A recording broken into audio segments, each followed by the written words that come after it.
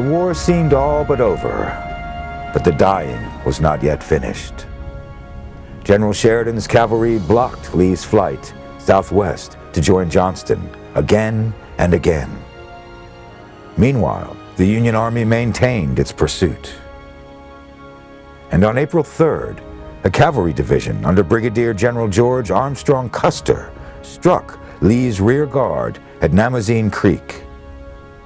Both sides took losses, but Custer's men were able to take 350 prisoners, plus 100 horses and an artillery piece. Another Union cavalry brigade burned supply wagons and skirmished with Confederate forces at Amelia Springs on April 5th.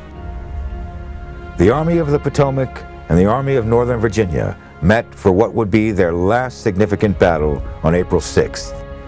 Grant described the action. The armies finally met on Sailor's Creek when a heavy engagement took place, in which infantry, artillery, and cavalry were all brought into action.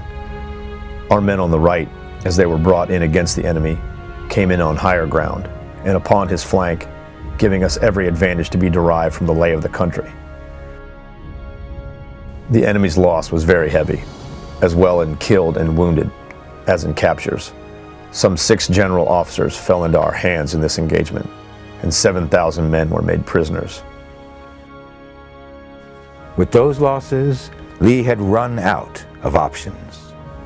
He struggled to reach supply trains at Appomattox Station, but those had already been captured by Custer's cavalry. Grant wrote, "The Confederates were surprised to find our cavalry had possession of the trains. However, they were desperate and at once assaulted, hoping to recover them. In the melee that ensued, they succeeded in burning one of the trains, but not in getting anything from it. Custer then ordered the other trains run back on the road toward Farmville, and the fight continued. A sharp engagement ensued, but Lee quickly set up a white flag." Grant and Lee had already been exchanging messages, with Grant hoping to avoid further conflict. With the supply trains lost, Lee was finally ready to discuss terms of surrender. They met in the village of Appomattox Court House at the home of Wilmer McLean. Brevet Brigadier General Horace Porter described the meeting. The contrast between the two commanders was striking, as they sat 10 feet apart. General Grant, then nearly 43 years of age, was 5 feet 8 inches in height, with shoulders slightly stooped. He had on a single-breasted blouse made of dark blue flannel, unbuttoned in the front. He wore an ordinary pair of top boots with his trousers inside. The boots and portions of his clothes were spattered with mud. He had no sword, and a pair of shoulder straps was all there was to designate his rank. In fact, aside from these, his uniform was that of a private soldier. Lee, on the other hand, was fully 6 feet in height, quite erect for one of his age. His hair and full beard were a silver gray and quite thick. He wore a new uniform of Confederate gray, buttoned up to the throat, and at his side he carried a long sword of exceedingly fine workmanship, the hilt studded with jewels. Grant offered lenient terms of surrender.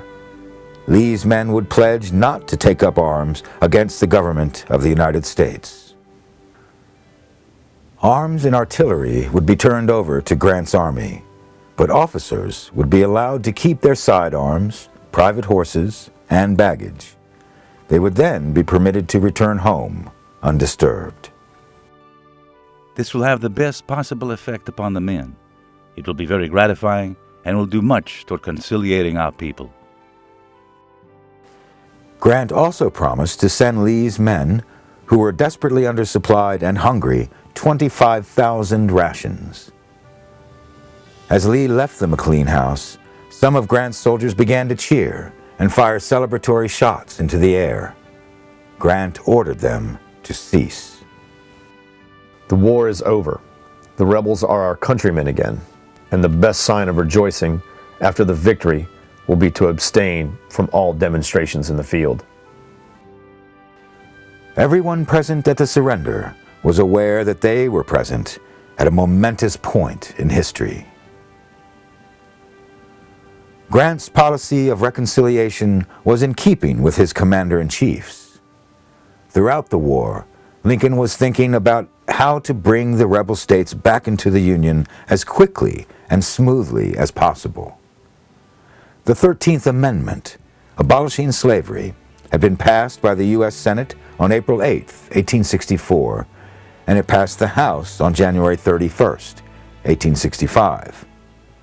On December 18th of that year, it would be adopted into the Constitution.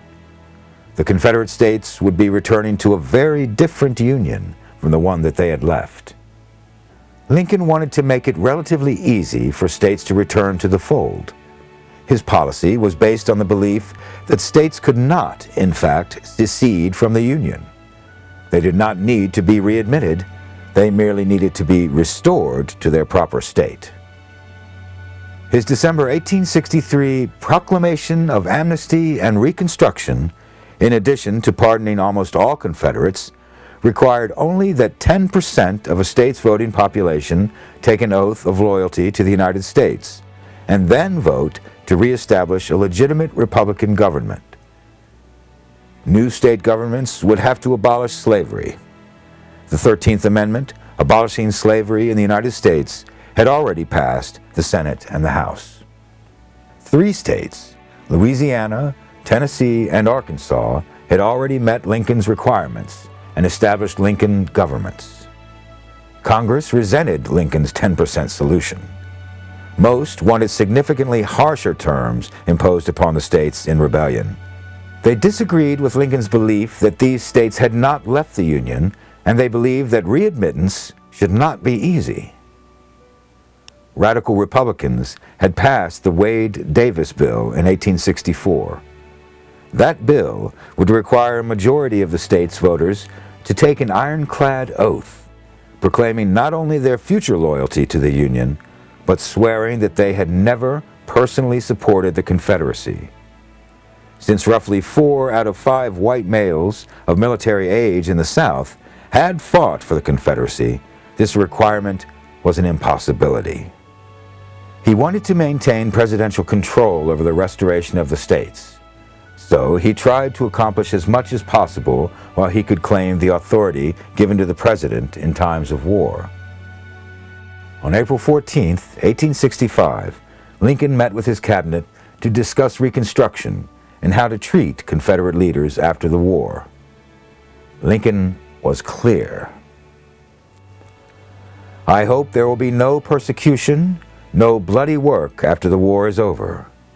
No one need expect me to take part in hanging or killing those men, and even the worst of them. Frighten them out of the country, open the gates, let down the bars, scare them off.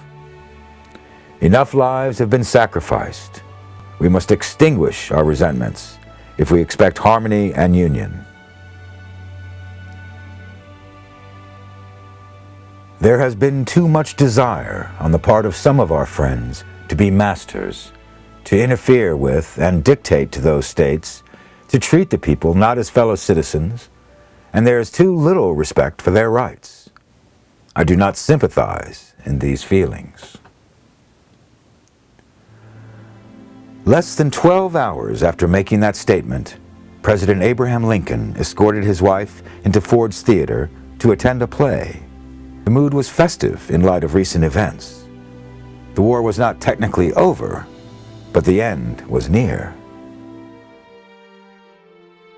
Thanks for watching. If you'd like to help us produce more compelling historical content like this, please like, comment below, and share this video with fellow history buffs. And of course, be sure to subscribe to help keep history happening.